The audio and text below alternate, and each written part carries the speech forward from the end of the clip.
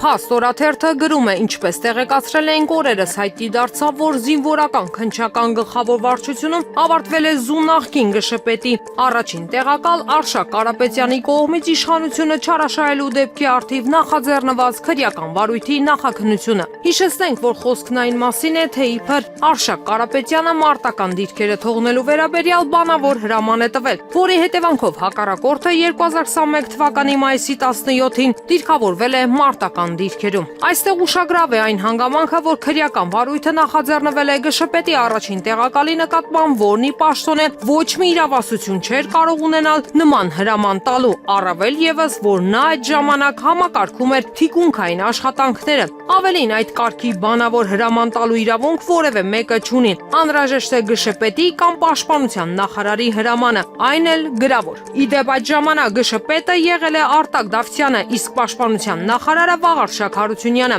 Հետաքրքիր է, որ ոլորտի գլխավոր պատասխանատուին, այսինքն պաշտպանության նախարարին, իրավապահները փաստորեն որևէ հարց չունեն, քանի որ խոսքը Նիկոլ Փաշինյանի սրտի զինվորականի մասին է։ Ավելին, Վաղարշակ Հարությունյանը դրանից հետո մինչև 2024 թվականը զբաղեցրել է Ռուսաստանում Հայաստանի դեսպանի պաշտոնը։ Փոխարենը քրեական վարույթ է նախաձեռնվել մի մարդու դեմ, որը կրկնենք ի պաշտոնե չէր կարող նման հրաման տալ։ Ժողովուրդ օրաթերթը գրում է, 3 հանրային ծառայությունները կարգավորող հանձնաժողովն պաշտոնապես հայտարարեց, որ Ռոմանոս Պետրոսյանը կշարունակի իրականացնել հեծի ժամանակավոր կառավարչի իր պարտականությունները, մինչև պետությունը առաջիկա 3 ամսում որոշում կկայացնի, ինչ ուղղությամբ է առաջ շարժվելու։ Բանն այն է, որ այսօր նոյեմբերի 18-ին լրանում է Պետրոսյանի պաշտոնավարման այն 4-ամսյա ժամկետը, որի համար Ռոմանոս Պետրոսյանը նշանակվել էր Հայաստանի էլեկտրական ցանցերի կառավարիչ, իսկ էներգետիկայի մասին օրենքով լիցենզիայի զրկելու դեպքում ժամանակավոր կառավարիչը շարունակում է գործել մինչև նոր լիցենզիայի տրամադրումը։ Ժողովուրդ օրաթերթին կառավարությանը մոտ կանգնած աղբյուրները հայտնում են, որ Նիկոլ Փաշինյանը Պետրոսյանին հորդորել է չլքել հեծը մինչև բանակցությունների միջոցով նոր գնորդների կգտնեն։ Իսկ հեծը նախորդին փաստացի զրկվել է լիցենզիայից եւ իրավիճակը պահանջում է շարունակական կառավարում, մինչև գործադիրը բանակցի հնարավոր գնորդների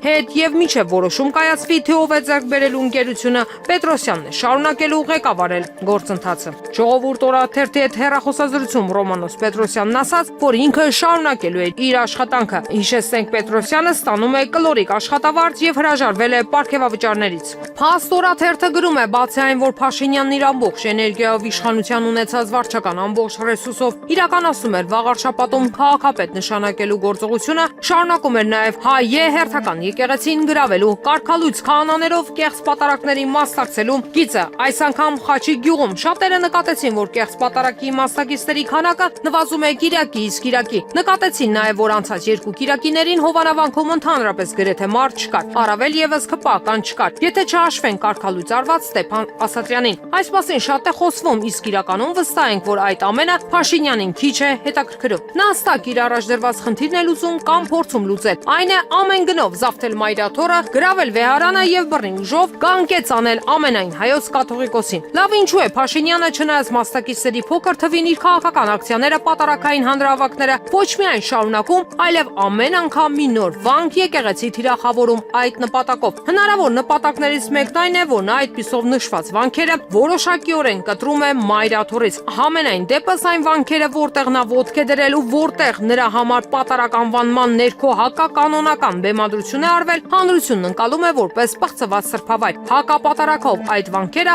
հասարակության աչքով որոշակիորեն օտարվում են հայ առաքելական եկեղեցուց։ Դե առնվազն այդպիսի հույս ունի Նիկոլ Փաշինյանը ու դրան է ձգտում։ Զուգահեռաբար նա պարակտում է մտցնում հոգևորականության մեջ, գտնում է ինչ-ինչ հոգևորականների մեկին կամ երկուսին, հետո 3-ին, 4-ին քիչ-քիչ, բայց գտնում է ու այդ չափով պարակտում։ Ու դա անում է հետևողականորեն։ Այո, շատերը ծաղրում են հակապատարակների մասնակիցների նվազ քանակն է նշում եւ այլն, բայց Փաշինյանը թքած ունի նման մանրուքների վրա։ Նրա պատերազմը հայ առաքելական եկեղեցու դեմ է եւ նա հետամուտ է իր առաջ դրված խնդրին։ Վանքերն է կտրում եկեղեցուց, քրիստոնյաներին կտրում է պղծված վանքերից, միաբանության ներսում է պարակտում գցում, որպեսի հաջորդող գործողություններով քայլ առ քայլ մոտենա Մայրաթորը զավթելուն։ Դատելով Վաղարշապատի ընտրության արդյունքների 48%-ից նաեւ ցուցադրաբար ողջևորվելուց, Փաշինյանը տրամադրված է մոտակա հեռանկարում իրականացնել իր ջախջախիչ հարձակումը Մայրաթորի ու Վեհարանի վրա։ Հրապարակ թերթը գրում է, ազգային ժողովի Հայաստան խմբակցությունը Հայաստանում քաղբանտար բանտարկյալների եւ նրանց իրավունքների վերականգնման մասին հայտարարության նախագիծը շրջանառության մեջ դրել։ Արձանագրել են Հայաստանում ժողովրդավարության հետընթացը, որի բաղկացուցիչ մասն են կազմում խոսքի խղճի հավաքների,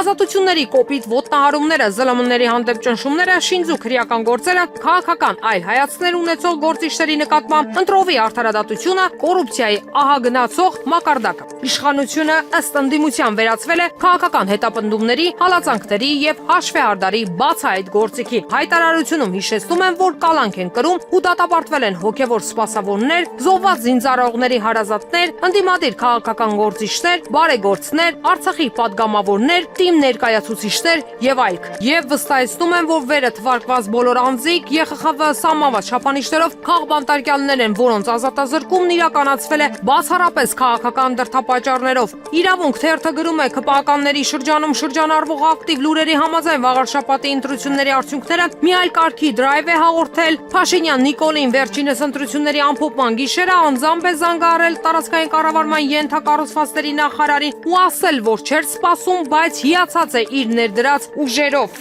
Ավելին, ըստ նույն լուրերի, տարածքային կառավարման ենթակառուցվածքների նախարարը շուտով էլ ավելի բարձր պաշտոնի կգնա, իսկ կաթողիկոսի դեմ արշավի գործական մեկնարկը նախատեսվում է վարշապատի քաղաքապետի երթնակալության օրը։